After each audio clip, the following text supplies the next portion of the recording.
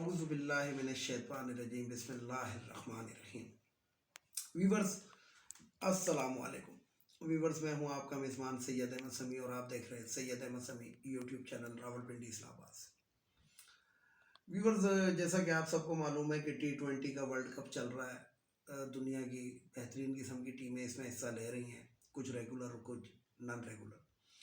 تو کل میں نے افغانستان کے میچ کے بارے میں آپ کو بتایا کہ فکس تھا، کیونکہ ان کی باڈی لینگویج سے پتہ لگ رہا تھا، لیکن اچھا بھلا لانتوں کا رخ جو انڈیا کی طرف تھا، دنیا کی لانتوں کا رخ جو انڈیا کی طرف تھا، وہ افغانیوں نے اپنی طرف موڑ لیا اور ایسی کارکردگی دکھائی کہ آج میں آپ کو ایک بات بتاؤں ویورز کہ میں آج دفتر جب صبح گیا تو ادھر 3 سے 4 افغانی جو تھے، افغانستان کے لوگ جو تھے وہ مطلب مجھے ملے، تو میں ان کو پکڑ کے اپنے دفتر کے اندر لے گیا اور میں نے اپنے لیپ ٹاپ کے اوپر ان کو میچ کی کچھ جھلکیاں دکھائیں، تو وہ بھی کانوں کو ہاتھ لگا رہے تھے کہ واقعی آپ صحیح کہہ رہے ہیں۔ تو اس سے بڑی مثال دینے کی ضرورت نہیں ہے۔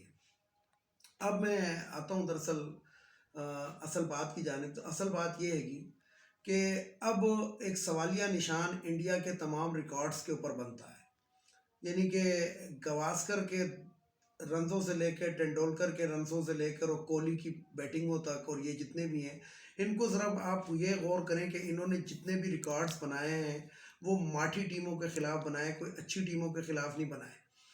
نیوزی لینڈ اور انگلینڈ اور آسٹریلیا کے اندر تو یہ انڈر دا 100 بھی آؤٹ ہوتے رہے، تو یہ ایک سوالیہ نشان ہے۔ بہرحال امپائر کو ساتھ ملا کر کھیلنا ان کی پرانی عادت ہے۔ یاد ہوگا آپ کو 80s کا دور ہے، 84 کے بعد کا دور ہے کہ احمد آباد کے اندر پاکستان کے ساتھ ایک ٹیسٹ میچ کھیل رہے تھے جس میں عمران خان کپتان تھا۔ تو کیا ہوتا ہے کہ گواسکر کو 3 دفعہ آؤٹ کرنا پڑا تھا، پھر بھی وہ سینچری نہیں بنا سکا تھا، 94 کے اوپر آؤٹ ہوا تھا۔ یعنی کہ ٹوٹل رنز اس نے 94 بنائے تھے، 3 اس کے بعد، اور آخر میں رضوان الزماں جو پاکستان کے اوپنر تھے انہوں نے اس کا کیچ لیا تھا جو امپائر نے نہیں دیا تھا۔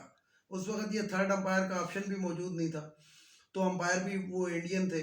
تو اس کے بعد پھر عمران خان نے ایک بنیاد رکھی نیوٹرل امپائر کی، اور اس کو سنیل گواسکر کو پھر وسیم اکرم نے کارڈ بیہائنڈ کرایا تھا، اور جو کیچ تھا اس کا وہ سلیم یوسف نے لیا تھا۔ تو بہرحال یہ ایک بات آپ کو تاریخ کی ذرا سی بتا رہا تھا۔ اب ذرا آگے چلتے ہیں موجودہ ملک کے حالات کی جانب۔ تو سب سے پہلے مہنگائی کی بات کر لیں۔ مہنگائی کا یہ ہے گا کہ واقعی پاکستان کے اندر کافی مہنگائی ہو گئی، لیکن مجھے ایک بات سمجھ نہیں آئی کہ جب پیٹرول کی قیمت بڑھی تو وہ جو لنڈے کا رستو ہے احسن اقبال، وہ ٹی وی پہ آ کے کہہ رہا ہے کہ اگر بڑھانی تھی تو منہ تو بند رکھتے، اگر کہہ کر بڑھاؤ پھر آپ لوگوں کو پرابلم ہے، اور اگر کہے بغیر بڑھاؤ پھر آپ لوگوں کو پرابلم ہے۔ تو مجھے یہ سمجھ نہیں آتا کہ ان سے مشورہ مانگا کس نے؟ جس طرح یہ حکومت چلاتے تھے، بادشاہی والی حکومت یہ چلا رہے تھے، وہ بھی ہمیں پتہ ہے۔ ویورز میں آپ کو ایک بات بتاؤں کہ آپ لوگ چینی کی بات کرتے ہیں کہ جناب نواز شریف کے دور کے اندر جو چینی تھی وہ 60 روپے کلو تھی، تو اب 85 روپے کیوں ہے؟ تو بات یہ ہے کہ 60 روپے کلو وہ چینی دے رہا تھا، اور باقی 25 روپے جو تھے نا وہ IMF کے پاس ہمارے کھاتے میں لکھوا رہا تھا، یعنی کہ جو پرچون والے کا کھاتا ہوتا ہے تو 25 روپے جو تھے وہ ہمارے کھاتے میں لکھے جا رہے تھے، اور وہ اس کا خمیازہ اب ہم بھگت رہے ہیں۔ اسی طرح تمام چیزوں پہ آپ چلے جائیں۔ ڈیفر پیمنٹ کے اوپر یہ تیل لیتے رہے سعودی عرب اور کویت سے، انہوں نے کبھی ان کو تیل کے پیسے نہیں دیے، اور جب یہ موجودہ حکومت آئی تو ان کے تو تعلقات ہیں عرب ملکوں کے ساتھ، انہوں نے پاکستان پہ دباؤ ڈلوایا ہوا ہے گا ان ملکوں سے کہ جناب ان سے پیسے واپس مانگیں، لیے جائیں۔ تو یہ کچھ حالات ایسے ہیں۔ لیکن بہرحال میں آپ کو بتاؤں کہ آج حمزہ شہباز جو تھا وہ اخبار نویسوں سے بات کر رہا تھا، یعنی کہ پریس کانفرنس کر رہا تھا، تو وہ کلابے ملا رہا تھا بڑے کہ جناب اس حکومت نے بیڑا غرق کر دیا، اور چور ہیں اور فلانے ہیں اور ڈمکانے ہیں۔ اس کے اندر خواجہ آصف کی بھی ایک آواز آئی، ایک آواز وہ پہاڑی خچر کی بھی آئی۔ تو سب سے پہلے حمزہ شہباز، یہ وہی حمزہ شہباز ہے کہ جب قومی اسمبلی کے اجلاس میں شرکت کے لیے آیا، تو اس سے جب ان کا دور تھا تو جب اخبار والوں نے پوچھا جی مہنگائی، تو اس نے کہا آپ کو پتہ ہے آلو اور پیاز کے کیا ریٹ ہیں؟ تو اس نے کہا تھا میں سبزی منڈی سے نہیں آ رہا۔ پھر اس کے بعد اسی سیشن کے اندر ڈالر ڈکار اسحاق ڈار نے کہا تھا کہ جو قومیں ترقی کرتی ہیں کتے اور بلیاں کھا کے گزارا کرتی ہیں، اس لیے آپ مہنگائی کا رونا مت روئیں۔ इसी तरीके से पहाड़ी खच्चर जनाब जो है वो कल से ये टीवी के ऊपर लगा हुआ है कि जो 13 अरब रुपए का जो पैकेज दिया है ये पैसे आएंगे कहाँ से, ये तो बजट में लोकेट नहीं हुए हुए। ओ भैया आपका मसला नहीं है, आपको प्रॉब्लम क्या है, आपको ये प्रॉब्लम है कि ये पैसे कहाँ से आएंगे, या आपको ये प्रॉब्लम है कि खर्च कहाँ होंगे। तो बात ये है कि नैब के पास भी बड़ा पैसा पड़ा हुआ है जो आप जैसे चोरों डकैतों से रिकवर किया हुआ है, और ये हुकूमत का काम है वो पैसा जहाँ मर्जी से लाए, कोई अपने बजट में कटौतियाँ करें जहाँ से मर्जी लाएं। लेकिन उन्होंने बहरहाल एक पैकेज का ऐलान कर दिया है। पैकेज के बारे में मैंने अपनी कल की वीडियो के अंदर बड़ा तफसील से बताया है कि इसके अंदर भी कुछ गलतियाँ हैं, उनको दुरुस्त करने की ज़रूरत है। अब बात करते हैं यहाँ पे वो जो ख्वाजा आसिफ है, यहाँ पे तो वो वज़ीर दिफा भी रहा है, लेकिन आपको शायद पता हो वो दुबई के अंदर इलेक्ट्रीशियन है। तो वो जो इलेक्ट्रीशियन साहब थे वो ये फरमा रहे थे कि मैं उस शख्स को ढूंढ रहा हूँ कि जो कंटेनर पे खड़े होकर कहता था अगर महंगाई हो तो वज़ीर आज़म चोर है। तो दरअसल मसला ये है कि 22 करोड़ आवाम भी उसी शख्स को ढूंढ रहे हैं कि जो 28 दिन के लिए दवाई लेने के लिए इंग्लैंड गया था, लेकिन 2 साल हो गए अभी तक वापस नहीं आया। ये ख्वाजा आसिफ को याद नहीं है।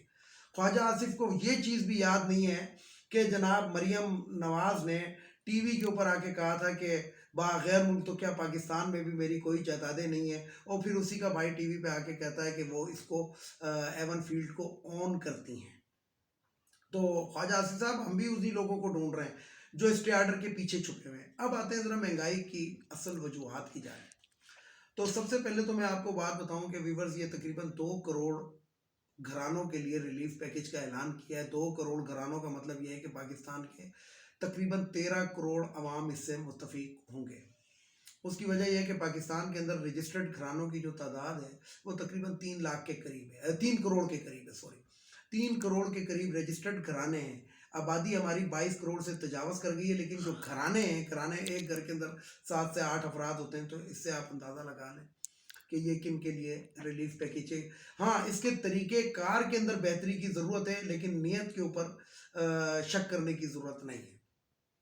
अब आते हैं कि जनाब आए दिन खबर आ रही है, रोज़ाना खबर आ रही है कि जनाब चीनी जो है वो बहुत ज़्यादा महंगी हो गई है। तो मैं तो खैर अपनी वीडियो के अंदर जिक्र करता ही रहता हूँ कि पाकिस्तान में महंगाई सिर्फ है ही चीनी, घी, आटा और टमाटर। ये इन 4 चीज़ों के अलावा इस आवाम को दूसरी चीज़ें जो है वो जितनी मर्जी, मसलन टूथपेस्ट है, एक मिसाल मैं आपको देता हूँ, टूथपेस्ट 13 रुपए का होता था, फिर गाय बगाए वो 20, 25, 30, 60 रुपए तक चला गया, और 60 के बाद 80 का हुआ, लेकिन आजकल 140, 150 का है। लेकिन ये आवाम को महंगाई नज़र नहीं आती। साबुन, ये जो लक्स की 140 ग्राम की जो चक्की होती है, ये किसी दौर में 12 रुपए की थी, लेकिन ये दौर नवाज शरीफ का नहीं था, ये मैं आपको बता दूं, ये मैं ज़ियाउल हक साहब के दौर की बात कर रहा हूँ। अब वो बढ़ते बढ़ते बढ़ते बढ़ते जो है वो 123 रुपए पे गई हुई है।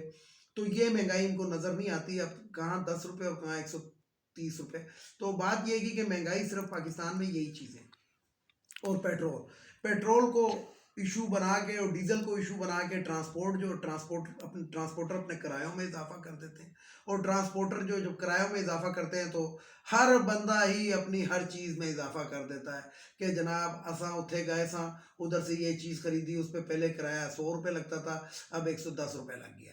टैक्सी वाला जो है, जो चीपेस्ट सबसे, क्योंकि गधा गाड़ी और तांगा गाड़ी तो अब पाकिस्तान में ख़त्म हो गई है, तो जो चीपेस्ट काम है वो टैक्सी ड्राइवर का, और सबसे ज़्यादा दिमाग जो होता है वो टैक्सी ड्राइवरान का होता है कि अगर पेट्रोल के ऊपर 8 रुपये बढ़े हैं तो इन्होंने पर किलोमीटर 8 रुपये बढ़ा देने, जैसे इनकी गाड़ी जो है वो 1 लीटर में 1 ही किलोमीटर चलती है। तो बात ये है कि जिसको जहाँ पे मौका मिल रहा है और मिलता है, क्योंकि आवाम इस तरह की आदी हो चुकी है।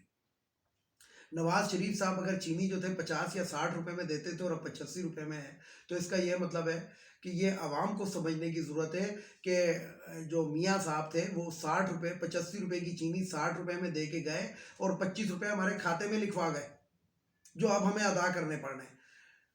सऊदी अरब से और कुवैत से और कतर वगैरह से डेफर पेमेंट पे तेल लेते रहे, जो अब हमारी और इनके अरबों से आपको पता है ताल्लुकात है, अब वही पैसा हमें वापस करना पड़ता है क्योंकि वो हमसे वापस मांग रहे हैं।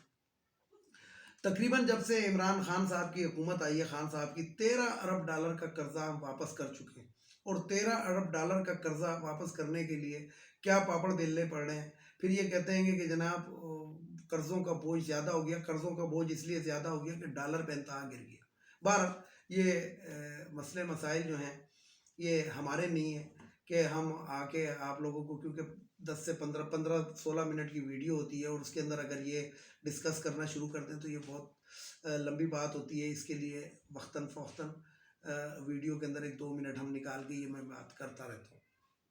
اب بات کرتے ہیں ذرا خواجہ آصف صاحب کی اور مریم اورنگزیب صاحبہ کی اور مریم صفدر صاحبہ کی. تو بات یہ ہے کہ آپ جو چینی رو رہے ہیں، تو بات یہ ہے کہ یہ کبھی آپ نے لاہور ہائی کورٹ سے پوچھا ہے کہ وہ پچھلے 6 مہینے سے چینی کے اوپر اسٹے لیے ہوئے کیوں اس نے اسٹے آرڈر دیا ہوا ہے؟ یعنی کہ رمضان کے بعد یاد ہوگا آپ کو ویورز کی قیمتوں کے اوپر جب حکومت نے اپنا کنٹرول قائم کرنے کی کوشش کی تو لاہور ہائی کورٹ نے اس پہ اسٹے دے دیا کہ حکومت کون ہوتی ہے اس کی چینی کی قیمت مقرر کرنے والی.